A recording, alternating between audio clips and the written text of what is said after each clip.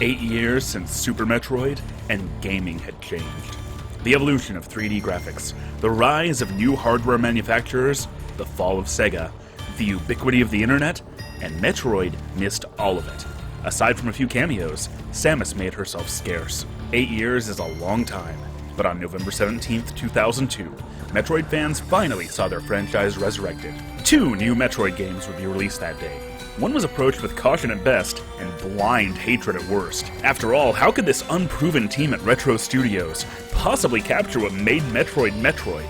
Especially with a first-person shooter of all things. It is ironic, then, that the other game, the 2D side-scroller, the one that was developed by the same team who made the previous entry, that game, Metroid Fusion, would be the one that truly shattered the Metroid formula. But both of these titles are prime examples, pun intended, of my failure to engage with this series before I began this project. In Fusion's case, I tried to play it in 2007 after I fell in love with Super Metroid. I tried again when it came out for 3DS Ambassadors. I picked it up, started it, and dropped it over and over and over again. And I don't think I ever even made it out of the first section. Until a few months ago, when I casually picked it up and just tore through it in a handful of settings. Remember, this project began when I suddenly found myself invested in Metroid, and the Game Boy Advance games were the catalyst. In Fusion, we learned the catalyst for the creation of this universe's greatest threat. Turns out the Chozo race created the Metroids as the perfect predator of the X-Parasites, transmutational beings that threatened to overwhelm the ecosystem of SR-388. The word Metroid in the Chozo language even translates to Ultimate Warrior. Of course, just like in this universe, that little experiment backfired. But now that Samus has caused the genocide of the Metroid species, the X-Parasites have begun to propagate once again. Following the destruction of Zebes, the Galactic Federation hires Samus to assist in an excavation of SR-388. The story really stresses how much Samus hates this place, and she's gonna end up despising it even more because it's there that she's infected by the X-Parasite. But it must not have seemed like a big deal, because rather than taking any precautions, Samus gets right back to work. The X invades her central nervous system, and she loses consciousness at the most inopportune time. Her iconic gunship explodes in an asteroid field, but a comatose Samus is saved by the auto-eject. Unfortunately, the X has burrowed its way even into her power suit. The surgeons amputate parts of the infected suit, dramatically altering her appearance, but it's not enough. Samus is on the verge of death, until a surgeon proposes injecting her with cells they'd harvested from the last Metroid. Instantly, the infection is cleared, and Samus wakes up. I like this bit of characterization in the intro. One life ended, but I was reborn as something different. Pondering this fact, I realize I owe the Metroid hatchling my life twice over. Samus is not the kind of character to show overt sentimentality. Like the series itself, she tends more towards subtlety. Just how much of a connection, if any, did she feel with the Metroid hatchling? This is as close as we come to an answer, at least for now, and I'd say it's all we need. It was a bold move to so alter the appearance of the series' protagonist. You know how people new to the series often think that this character is named Metroid? Well, it's a little more appropriate now, as not only does she more look the part, her very biology has changed. No sooner does Samus wake up than a distress signal is received from the nearby Biologic Labs research station, which has been running tests on the creatures of SR-388. There was an explosion on board, and despite her state, there's only one bounty hunter the Federation trusts to check it out. Samus claims that the explosion awakes a nameless fear in her heart, showing a vulnerability that she never has before, because without that iconic armor, she is vulnerable. No matter how much energy you get in this game, Samus can never tank hits like she used to, and thanks to her Metroid DNA, she's now incredibly weak to the cold. She looks sleeker and more alien, and I don't like it, but I don't think I'm supposed to. There's something unsettling about seeing her in this state. Getting rid of her gunship is meant to invoke a similar effect. The things you've taken for granted are changing. Nowadays, it'd be a near certainty that after an 8-year hiatus, a series would be rebooted or at least go back to basics. It would have been sensible, maybe even profitable, to just boil Metroid down to its most famous components and make it accessible to that next generation. Instead, Fusion picks right up where Super Metroid left off, acknowledges itself as Metroid 4, and promptly corrupts the franchise's most iconic elements. Say what you will, but it was a bold decision. Even the title screen is distorted. It uses a similar arrangement to the original games, but every time it's about to get to that more heroically introspective melody, it instead hints at something more sinister.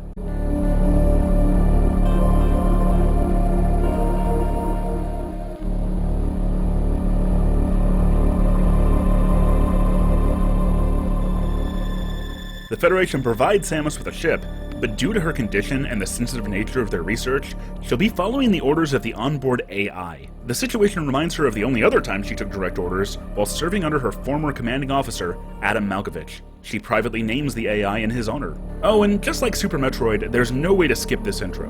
But here's the difference. Everything Super Metroid needed to communicate after that was done through subtext. In Fusion, there is a buttload of on-screen dialogue and exposition throughout the entire game. This is the most controversial thing about Metroid Fusion, because more than just blowing up Samus' ship or changing her look, the most corrupted thing about it is the Metroid formula itself, the way it seeps down even into the gameplay. Not only is the story dictated to you through dialogue, your progression through the game is as well. It's not uncommon for doors to arbitrarily lock behind you when you're not supposed to go back. The computer will always tell you exactly where to go and what you're looking for. It's highlighted on your map and even reiterated when you load a save. Planet Zebes was an interconnected world, but the BSL station is man-made, laid out in a far more logical and linear fashion. The bulk of the game takes place in 6 simulated breeding environments. Each one begins with a navigation room, a save room, and a recharge room.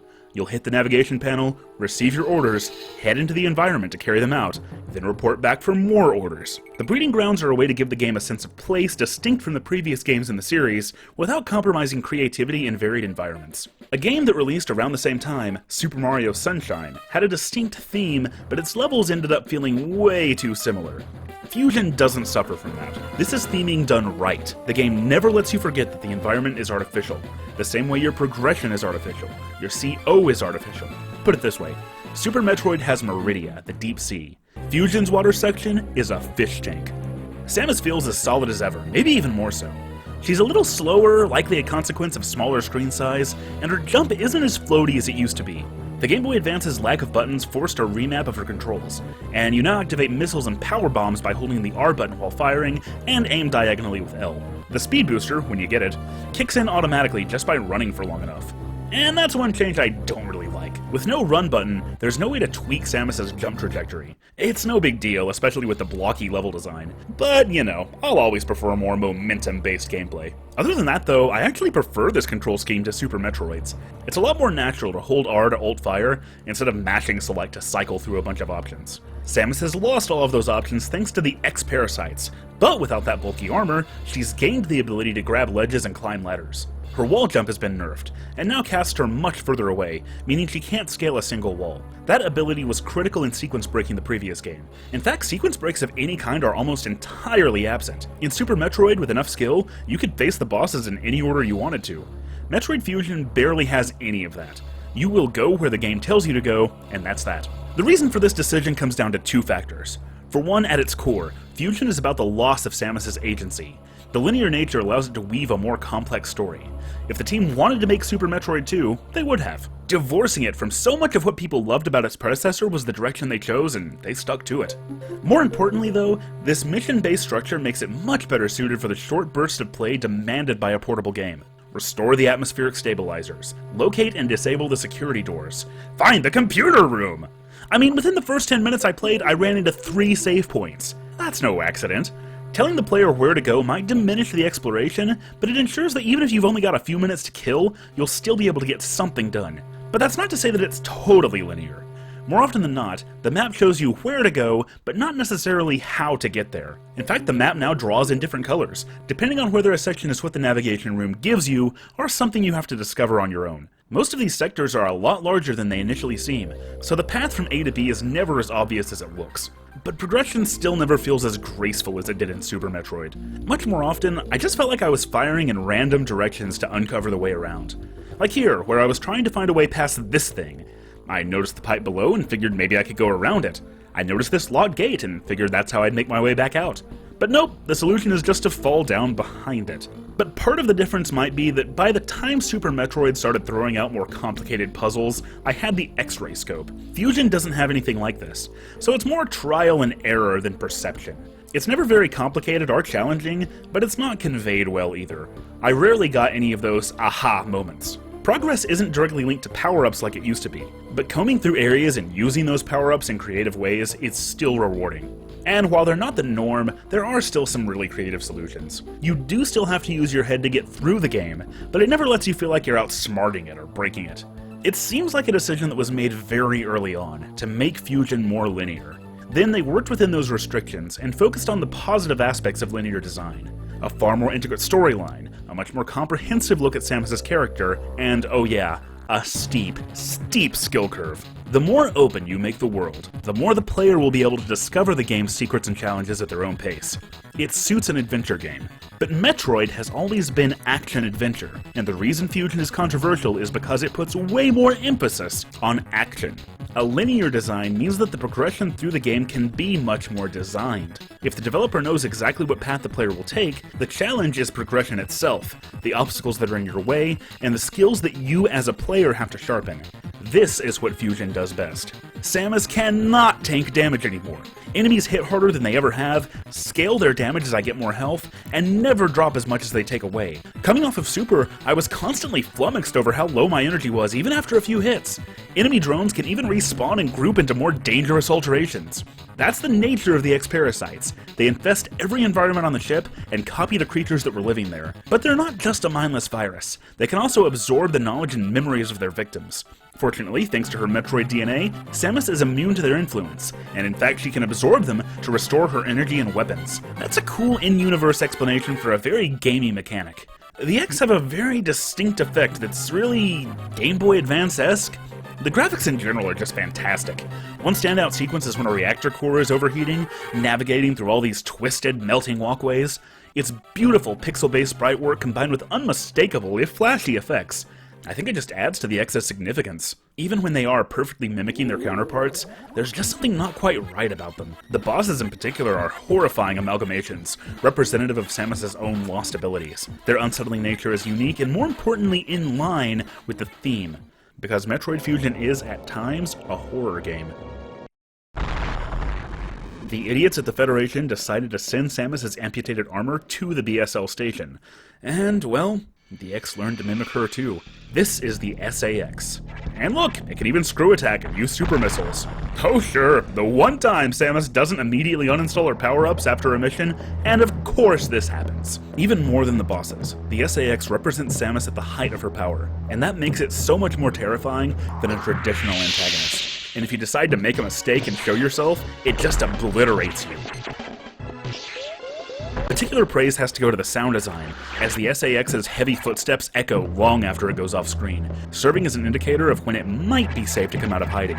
About 3/4 of the way in, the mission-based structure of go here, find this, is starting to wear a bit thin. The game even highlights this, forcing you to stop and watch as it shows you where a place you've already been is located. But the spotlight is intentional, because Metroid Fusion is about to go off the rails.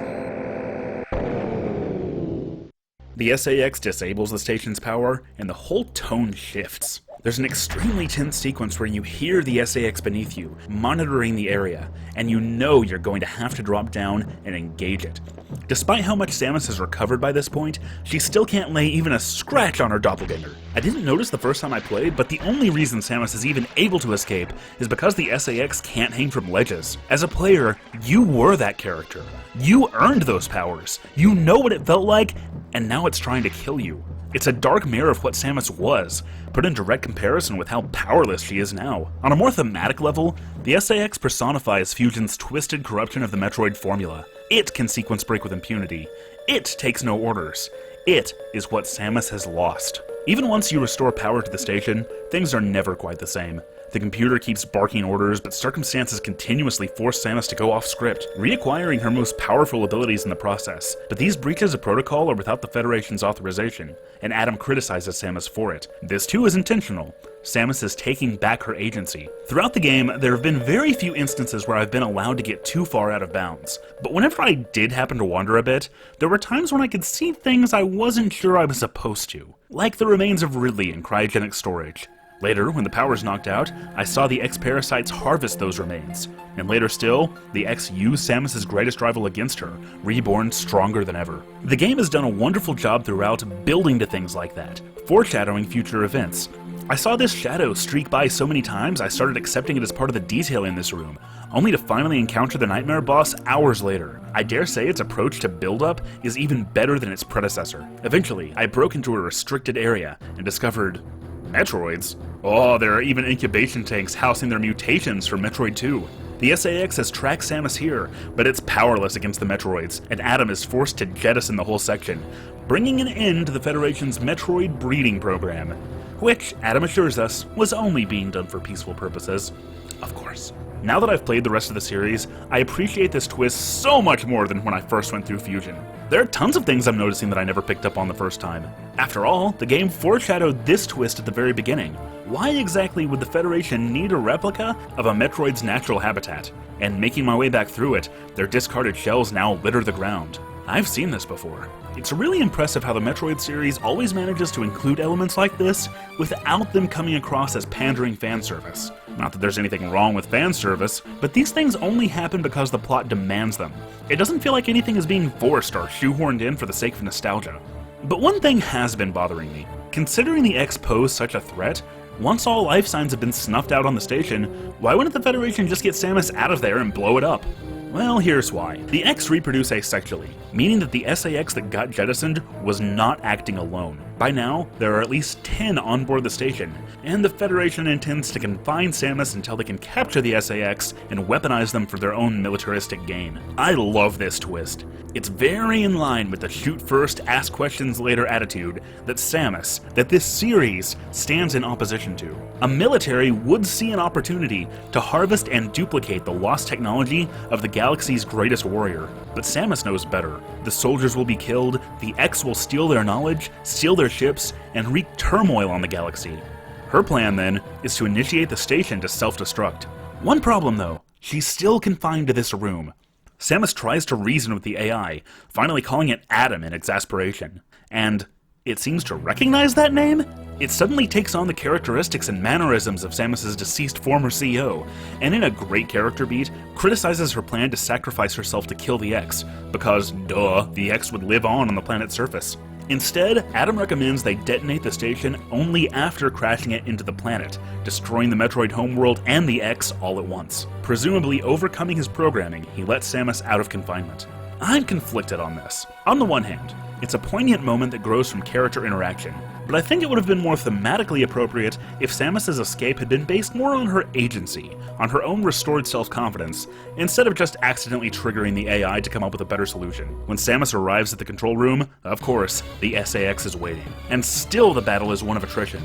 Still I had to be careful and skillful, because this mirror is still better than Samus in raw power. As she puts it, the SAX is me, only heartless. Near the end, facing its own demise, the SAX mutates to an abomination, somewhat similar to what they had done to Ridley. But it must have already expended too much energy because it goes down fast, and I'm okay with that.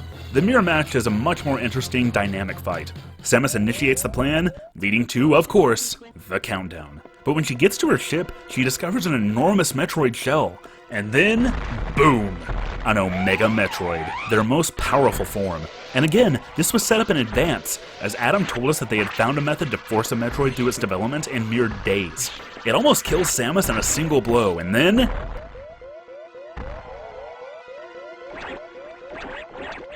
the SAX shows up. Its ice beam can hurt the Omega, but it's way too weak from the earlier fight. So, perhaps in an act of self-defense, it allows Samus to absorb it, finally restoring her to full power. Even then, this battle is no curb stomp, especially with the impact still looming. In fact, I ran out of time at the last possible moment.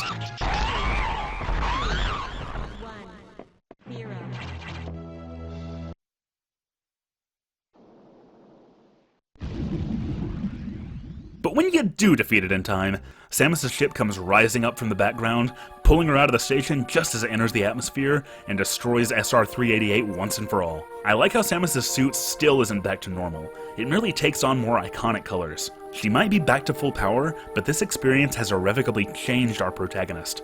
The ending from here is honestly kinda hokey.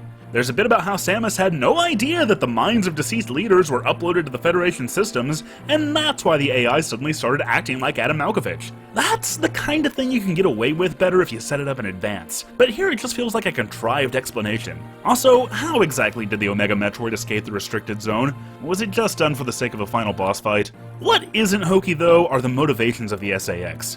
I was ready to complain that any sort of good nature had never once been hinted at. It was always a heartless killing machine. But at the point it protects Samus, this intelligence may recognize that its only chance at any kind of survival is, however reluctantly, to give up its agency and merge with Samus. At least that's how the subtext reads to me. The final twist does work though. Samus's ship could only be activated manually, but it was not done via the magical ethereal ghost of Adam Malkovich.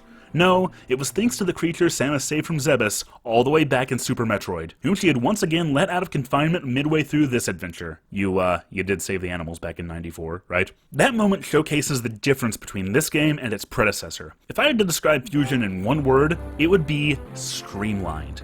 Streamlined, with all the benefits and consequences that go along with it. It lacks so much of the polish and detail that its predecessor had. There are no seemingly innocuous choices to make. There's no way to turn off the upgrades once you get them. The little accoutrements that gave Super so much charm are gone. The adventure itself is linear to the point that it treats that design choice as a plot point. But it also fixes a lot of the nitpicks I had with Super Metroid. It allows a second playthrough on the same save file, and on that second playthrough, it shows how many upgrades you have left to find.